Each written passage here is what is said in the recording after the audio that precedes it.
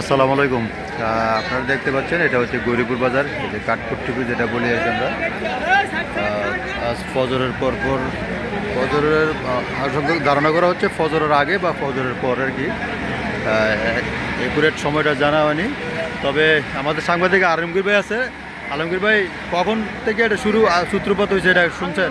স্থানীয়দের থেকে জানছি যখন ফজরে আজান হচ্ছে তখন আগুন ফজর আজানের পর তো যেহেতু ফার্নিচার সেখানে আগুন খুব দ্রুত ছড়ায় পড়ছে। ফায়ার সার্ভিস প্রথমত দাউদকান্দি আপনার আগুন নিয়ন্ত্রণের কাজ শুরু করলে, পরিস্থিতি নিয়ন্ত্রণের বাইরে গেলে পরবর্তীতে Chandina fire service, Homna fire service, মোট 3টি ইউনিট এসে কাজ একযোগে শুরু করে।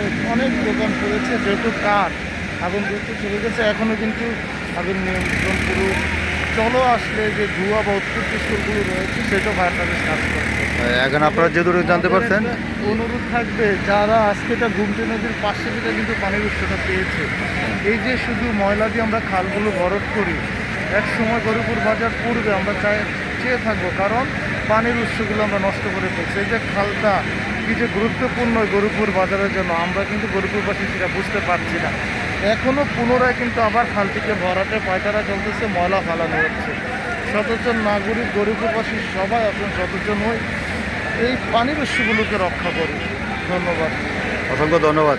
আসলে দেখেন, ব্যাপারটা হচ্ছে আমরা খোলাখুলি যে জিনিসটা বুঝতে পারছি, সরাসরি যেটা জিনিসটা বোঝাতে চাইছি, এটা হচ্ছে এখানে এত সুন্দর সরু রাস্তা থাকা সত্ত্বেও শুধু পানির অভাবে, পানি পাশেই কিন্তু গুমতি নদী, আবার ওদিকে হচ্ছে আপনার কালাডুমুরিয়া খাল যেটা বলি, এত কিছু কাছাকাছি থাকার সত্ত্বেও নিয়ন্ত্রণ করা, পানির ব্যবস্থা করাটা খুব কষ্টকর হয়ে দাঁড়িয়েছে। কারণটা হচ্ছে আমরা গৌরীপুরের যে খালগুলা, যতক্ষণ পর্যন্ত এই খালগুলা আগের মতো উদ্ধার করা না হবে ততক্ষণ পর্যন্ত দ্রুত এই ফায়ার সার্ভিস, সিভিল ডিফেন্সের লোকগুলো তারা কাজ করতে পারবে না, অর্থাৎ অগ্নি নির্বাপন সহজে করতে পারবে না। কারণ হচ্ছে পানির ব্যবস্থাটা হচ্ছে সবচেয়ে দ্রুত অগ্নি নির্বাপনের ব্যবস্থাটা হচ্ছে পানি। এখন যেহেতু এখানে পানির লাইনে এদিকে হচ্ছে গুমতি নদী, ওদিকে হচ্ছে কালাডুমুরিয়া নদী, কিন্তু খালগুলো বরফ থাকার কারণে পানির ব্যবস্থাটা তারা করতে অনেক দেরি হয়েছে। যদি এটা হচ্ছে এত সুন্দর রাস্তা থাকার সময়, এবারে ধারণা করেন যদি গৌরীপুর পশ্চিম বাজারে হতো তাহলে কত ক্ষয়ক্ষতি হতো। এই জিনিসটা সবার মাথায় রেখে দয়া করে অন্ততপক্ষে সবাই খাল উদ্ধারের জন্য যথেষ্ট ভূমিকা রাখবেন।